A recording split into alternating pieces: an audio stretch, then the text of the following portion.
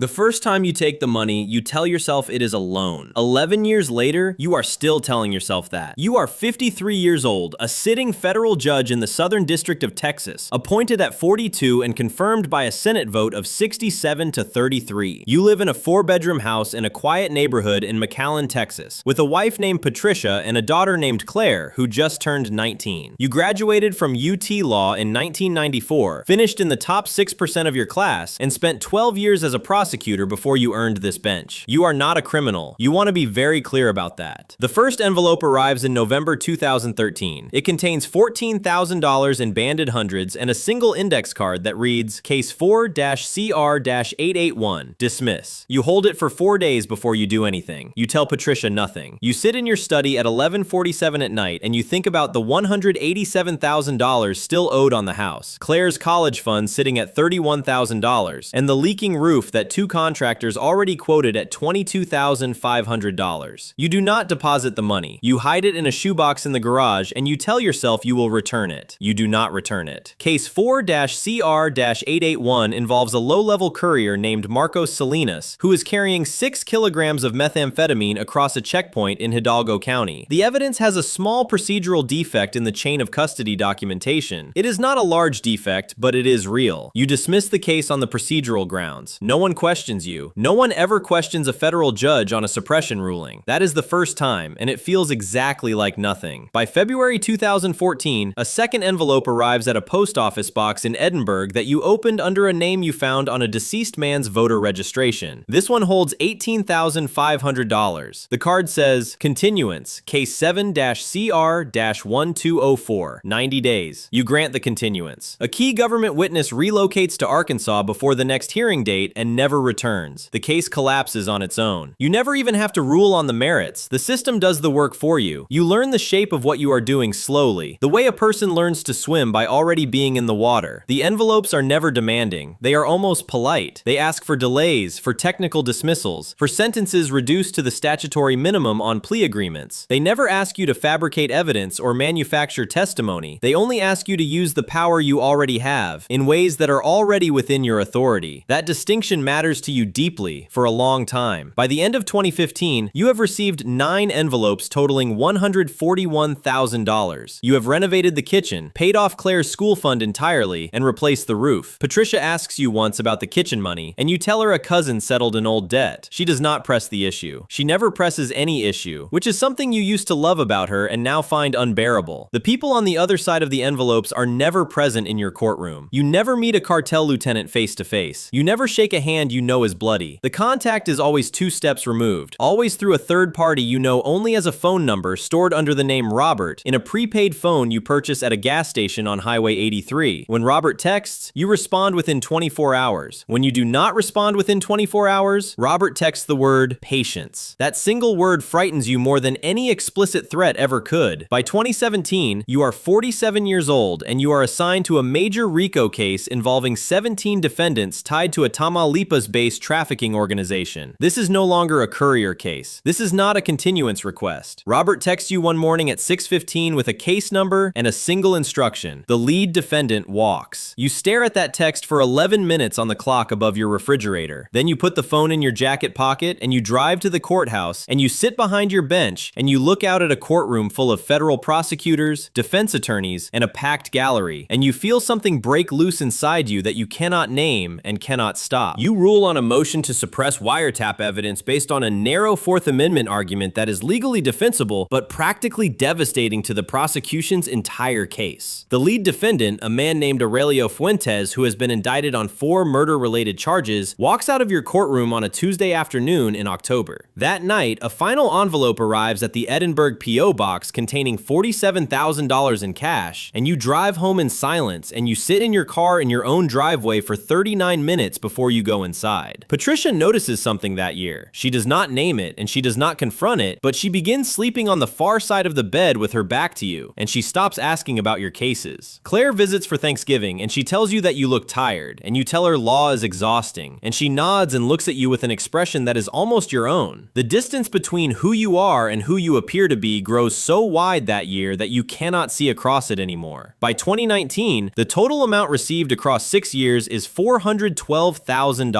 You have moved portions of it through a small rental property in Pharr, Texas, filing it as rental income on a Schedule E that an accountant named Gerald prepares without ever asking where the tenants are. You have not done anything reckless. You have not changed your lifestyle dramatically. You drink the same bourbon, wear the same suits, drive a 4-year-old Chevy Tahoe. You are careful in the way that only a man who knows exactly how evidence is built becomes careful. The money is clean on paper. You are invisible. And then on a Thursday in March, a federal public defender named Anita Torres files a judicial conduct complaint against you, citing a pattern of statistically anomalous rulings in narcotics-related cases over a 6-year period. You read the complaint on your computer screen at 9:52 at night, and the room does not spin. Nothing dramatic happens. You simply feel the air leave your lungs in a slow, steady column, and you do not breathe again for what feels like a very long time. The Judicial Council inquiry begins in April. It is not yet criminal. It is administrative. Your attorney, a man you pay $450 per hour, tells you the complaint lacks specificity and that statistical anomalies in sentencing data are notoriously difficult to litigate. You believe him for approximately 3 weeks. Then a sealed warrant is filed in the Western District of Texas, targeting a financial investigation into a federal judicial official whose name is not printed in any public document, but who you know without any doubt is you. Robert stops texting in May. The prepaid phone goes silent for 9 days. On the 10th day it rings, which it has never done before, and you do not answer it. You drive to the bridge over the Rio Grande on Highway 281 that evening at 7:30, and you drop the phone into the water below, and you watch it disappear, and you feel nothing except the specific cold of a man who understands that he has been released by people who no longer need him and now only need him to be quiet. Patricia finds the Edinburgh P.O. box key in your winter coat pocket in November. She does not say anything that night. She places the key on the kitchen counter in the morning, and she looks at you across the breakfast table with a face so still and so deliberate that it is not anger and it is not sadness, but something you have no word for. You explain nothing. You have no language left that she would believe. The indictment comes down on a Wednesday in January 2024. 18 counts: bribery of a public official, obstruction of justice, money laundering, conspiracy. You surrender voluntarily at 8 a.m. with your attorney at your side, and you walk into a federal building that you know every corner of, and you stand on the defendant's side of a courtroom for the first time in your adult life. The magistrate who processes your arraignment is a man you trained at a judicial seminar in San Antonio in 2018. He does not look at you. Claire calls you that evening from her apartment in Austin. She says your name once, and then she is silent for 11 seconds. And then she says, "Dad, I need to understand what you did." You do not have an answer, not because you are hiding it, but because the true answer requires admitting that there was never a single monstrous moment, only 4,000 small ordinary ones, each one feeling like nothing, each one arriving quietly in a shoebox in your garage. You are convicted on 11 of 18 counts in September 2024. The sentencing guidelines call for a range of 12 to 16 years. The judge assigned to your case, a woman from the Northern District of California who does not know you and does not care to, sentences you to 14 years in a federal correctional institution. You are 54 years old. You will be 68 when you are eligible for release, if you are released. Patricia files for divorce 3 months after the verdict. She does not contest the house. She takes only what she brought into the marriage and a photograph of Claire at age 7 that used to hang in the hallway. You sit in a holding cell at 4:17 in the afternoon in a federal courthouse in McAllen, Texas, waiting to be transported, and you finally have the silence to think clearly for the first time in 11 years. You spent your entire career putting men in rooms exactly like this one. You studied the law to build a system that would protect the innocent and contain the guilty, and in the end, the only person the system had to contain was you. The dark irony is not that a judge became a criminal. The dark irony is that you were always the most dangerous kind, the kind who knew exactly how to stay legal on paper while selling the entire point of the law to the highest bidder. You were never the man who broke the system. You were the man the system trusted most, and that, you now understand, was the only thing that made any of it possible.